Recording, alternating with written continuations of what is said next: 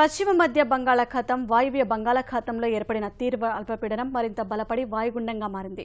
ఇది గోపాల్పూర్కు తూర్పు ఆగ్నేయ దిశగా 120 కిలోమీటర్ల దూరంలో కేంద్రీకృతమై ఉందని విశాఖలోని తుపాను హెచ్చరికల కేంద్రం తెలిపింది. పశ్చిమ వాయువ్య దిశగా పయనించి రాత్రికి గోపాల్పూర్ పూరి మధ్య తీరాన్ని దాటే అవకాశం ఉన్నట్లు అధికారులు ప్రకటించారు. వాయుగుండం ప్రభావంతో 24 గంటల్లో ఉత్తర కోస్తాలో విస్తారంగా వర్షాలు కురుస్తాయని వెల్లడించారు.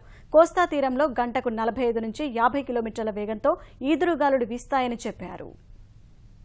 రాగల 24 గంటల్లో ఉత్తర కోస్తాలో 1-2 దగ్గరలో భారీ వర్షాలు కురిసే అవకాశం ఉంది. కోస్తా అంతటా ముఖ్యంగా ఉత్తర కోస్తాలో విస్తారంగా వర్షాలు పడే అవకాశం ఉంది. దక్షిణ కోస్తాల్లో పలు చోట్ల వర్షాలు పడే అవకాశం ఉంది. ఉత్తర కోస్తాల్లోని 1-2 దగ్గరలో భారీ నుంచి అతి భారీ వర్షాలు కూడా కురిసే అవకాశం ఉంది.